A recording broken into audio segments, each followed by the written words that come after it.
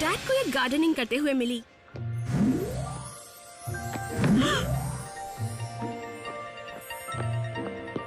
ओह, क्या ये लैब का हिस्सा है?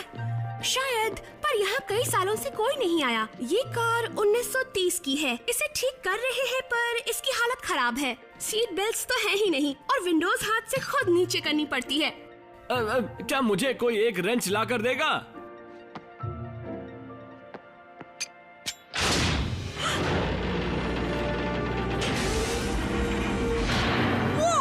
ये क्या?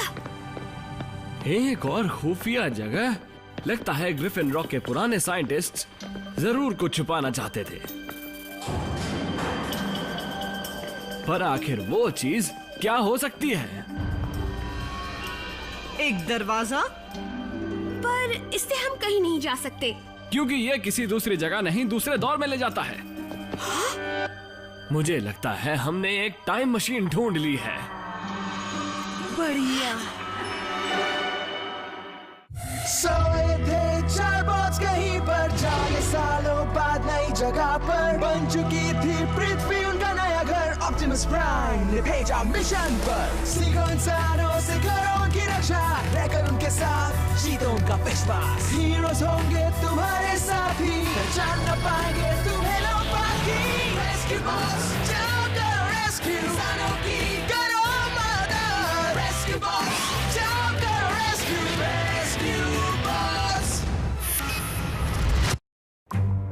इन लैब रिकॉर्ड्स के हिसाब से ये टाइम मशीन 1939 में ग्रिफिन रॉक टेक्नोलॉजी एक्सपो के लिए बनाई गई थी, लेकिन टेम्पोरल स्टेशन नाम की इस चीज का कभी इस्तेमाल नहीं हुआ क्योंकि तब के साइंटिस्ट इसे शुरू नहीं कर पाए थे। पर आप जरूर कर लेंगे डैडी। ये अच्छी चुनौती साबित हो सकती है बेटा। और जरा सोचो, टाइम ट्रैवल से इंसानियत को कितना फायदा होगा। मैं इसके कैलकुलेशंस की जांच करके देखता हूँ। अगर तुम टाइम ट्रैवल कर सको तो तुम कहाँ जाओगी फ्रैंकी? भविष्य में, जहाँ वार्प स्पीड टेक्नोलॉजी होगी और असली एलियंस भी होंगे। एलियंस? वो कहाँ से मिलेंगे?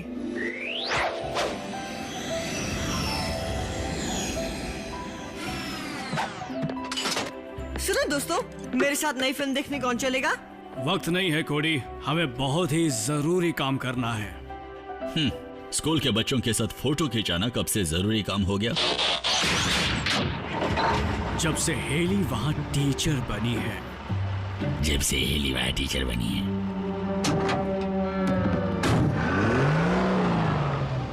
तुम चलोगे बोल्डर? सॉरी कोडी, मैं ग्रैम को इंजीनियरिंग होमवर्क में मदद कर रहा हूँ। हाइड्रोलिक कंडक्टिविटी कमाल की है। हे ब्लेड्स, क्या तुम? कोडी बाद में बात करते हैं। अगर तुम पुरानी म्युनिसिपल कोड्स देखना चाहते हो तो मैं तुम्हारे साथ चल सकता हूँ। रहने दो चीज, मुझे तो सिर्फ फिल्म देखने का दिल कर रहा है। याद है एक वक्त था जब मेरा परिवार बॉट्स के साथ नहीं रहना चाहता था? इमरजेंसी सर्विस, बोलिए। कोडी, पूरी रेस्क्यू टीम को लेकर फौरन लैब में आ जाओ। कुछ गड़बड़ है क्या डॉक? नहीं, असल में गड़बड़ ठीक हो गई है। मुझे लगता है मैंने टाइम मशीन ठीक कर ली है। एक टाइम मशीन? कहीं आपको किसी यहाँ मत आइए नाम की जगह से तो नहीं मिली? आपको यकीन नहीं है चल पाएगी?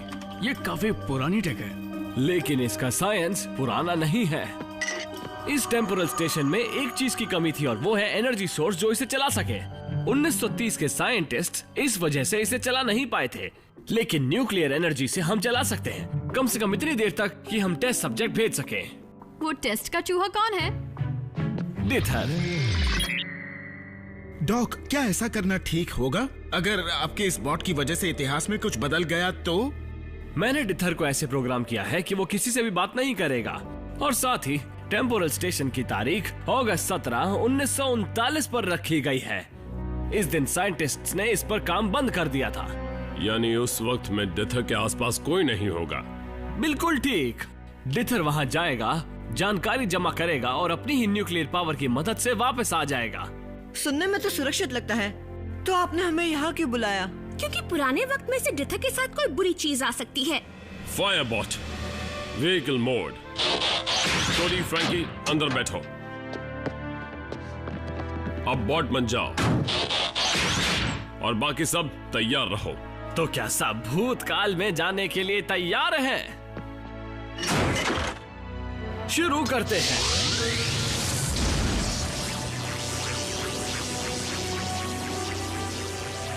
डिटर, पोर्टल में जाओ।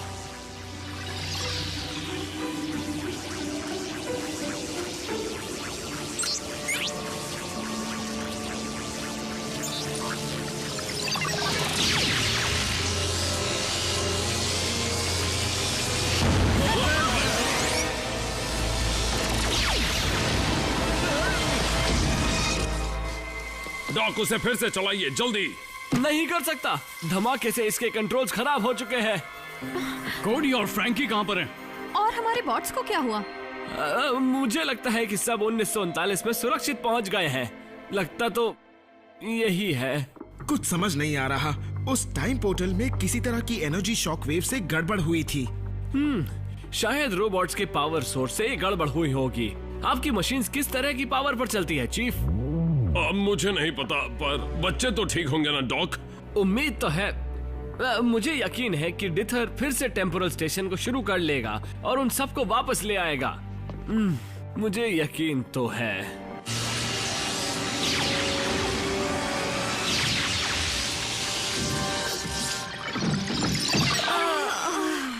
ओह, ये क्या हुआ?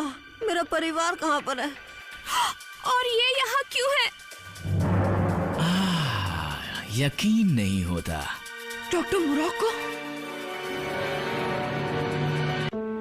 ये चलती है। ये चलती है। स्वागत है भविष्य के यात्रियों। मैं हूँ डॉक्टर थैडियस मोरक्को। वो बॉट्स को पहचानता नहीं है। कैसे पहचानेगा? हम पुराने वक्त में जो है 1939। लेकिन मोरक्को हमारे वक्त में भी बिल्कुल ऐसा ही लगता है। क्या हुक्म है? क्या तुम बता सकते हो तुम किस युग से यहाँ आए हो? जवाब मत देना फ्रैंकी।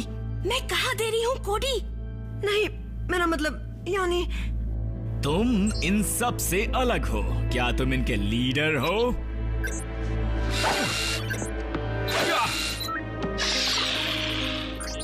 डिथर। वो उससे बात करने से बच रहा है।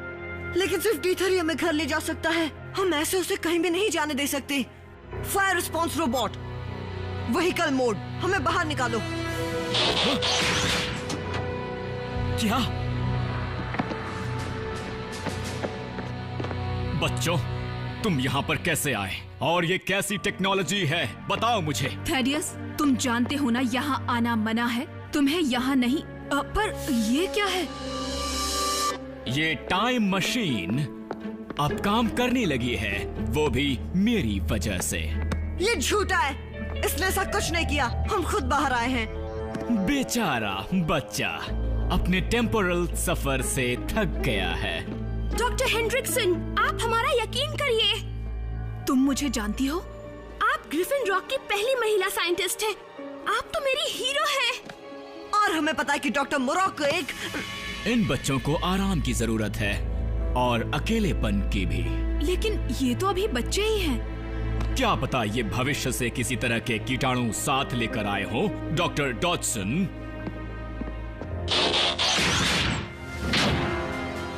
रोबोट्स रुको, लक्ष्य याद रखो। जैसा कहा वैसा करो, समझ गए? रोबोट्स। मैं समझ गया। वाकई कमाल है।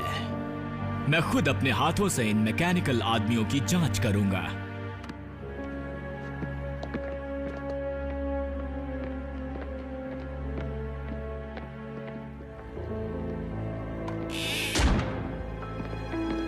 हमें वापस ग्रिफिन रॉक जाना होगा। मेरा मतलब हमारा ग्रिफिन रॉक। डैडी ने मुझे ये हाल ही में दी थी, होलोग्राम प्रोजेक्टर वाली घड़ी। सुनो डॉक्टर बुद्धू,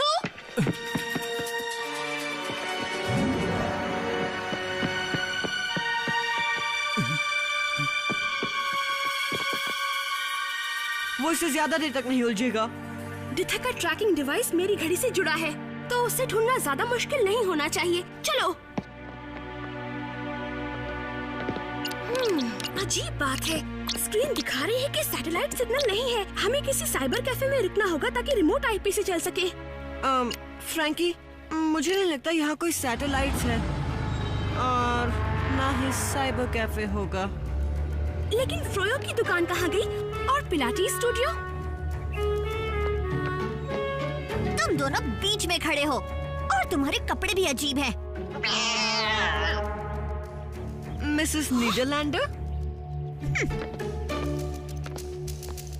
मैं घड़ी को डिथा की इंटरनल फ्रीक्वेंसी पर ट्यून करती हूँ। मुझे पता है 1939 में रेडियो सिग्नल थे। शायद हमें गलियों से जाना चाहिए था। मुझे ये सब सुनकर फिक्र हो रही है चीफ बर्न्स। एनर्जॉन ही हमारी ताकत और फ्यूल है, और ऐसा बिल्कुल हो सकता है कि उससे मशीन की टेक्नोलॉजी में कोई फर्क पड़ गया हो, जिसकी वजह से रेस्क्यू बॉट्स अचानक ही बीते हुए वक्त में पहुंच गए। यानी अगर एनर्जॉन मशीन को चला सकता है तो बॉट सबको वापस इस वक्त में ला सकते हैं। हो सकता है, लेकिन वो अब तक वापस नहीं आए, इसका मतलब ये कि वो जरूर किसी मुश्किल में है।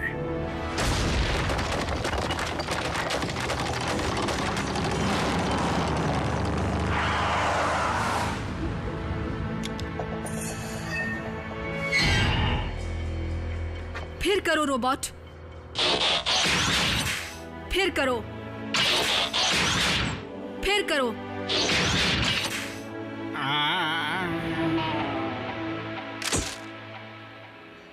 अगर मैं इस भविष्य की टेक्नोलॉजी को समझ गया तो वॉर डिपार्टमेंट मुझे बहुत पैसे देगा, और अगर मेरे पास ऐसे रोबोट्स की सेना हो तो मैं दुनिया पर राज करूंगा।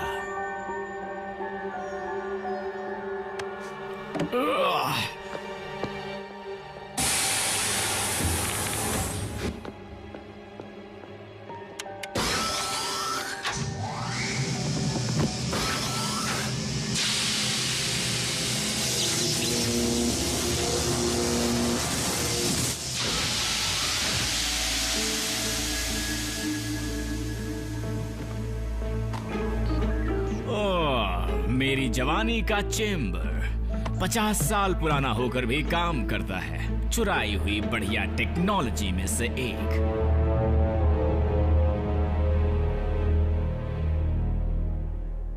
मुझे स्पीड लिमिट तोड़ने पर मजबूर किया, एक बार नहीं कई बार। खुद को एक पुलिस बॉट कहने में शर्म आती है। मुझ पर पृथ्वी की औरतें इतना चिल्लाती क्यों हैं? पुराने वक्त के इंसान बहुत बुरे हैं, क्यों ना हम यहाँ से भाग जाएं? कोडी बर्न्स ने कहा है कि नाटक करते रहो तो हम वही करेंगे। तुम्हारा डेटा बिल्कुल बेकार है। मैं जानता हूं कि इन मशीन्स में रफ्तार और ताकत है। मुझे पता करना है कि क्यों। हमें और अंदर तक जाना होगा। अब इन चीजों को खोलने का वक्त आ गया है। सावधान, हमें खतरे से बचाव के लिए प्रोग्राम किया गया है। पर मेरे लोहे के दोस्तों, हमारे पास है एक बड़ी इलेक्ट्रोमैग्नेट।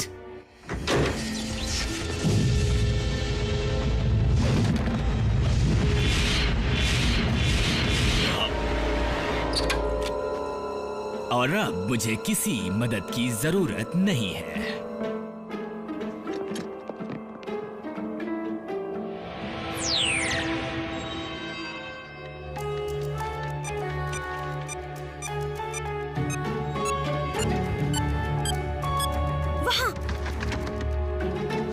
उसने एक दोस्त बनाया।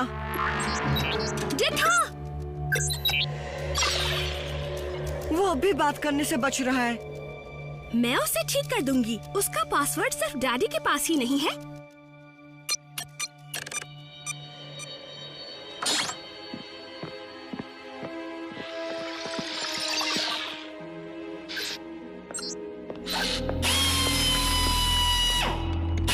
हमें उसका ध्यान बटाना होगा।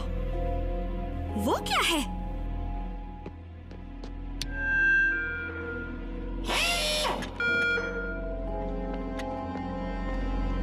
इतनी जरूरी क्या बात है?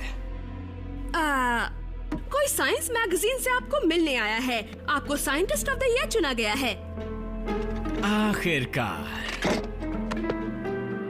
तुम यहाँ रुक कर पहरा दो, मैं बॉट्स को छुड़ाता हूँ। रुक जाओ। हम जानते थे तुम वापस आओगे। दीवार पर वो स्विच है, उससे इलेक्ट्रोमैग्नेट चलता है, लेकिन चाबी मोरक्को के पास है।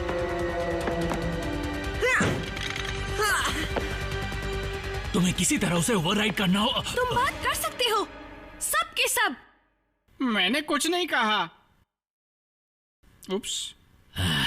बहुत अच्छे। कोई बात नहीं, होता है, इसे भी पता होना चाहिए। कोडी, मुझे पता था। पता था? असल में पूरी तरह तो नहीं। तुम मुझे बुद्धू नहीं बना सकते कोडी, खासकर बड़े एलियन रोबोट्स के बारे में। ये ठीक नहीं है। मुझे लगा हमारा नाटक अच्छा चल रहा था। उसके बाद में सोचेंगे, फिलहाल हमें और चीजों की फिक्र है। मोरक्को! जिथा, सर्किट ब्रेकर ढूंढो और इलेक्ट्रोमैग्नेट की पावर को बंद कर दो।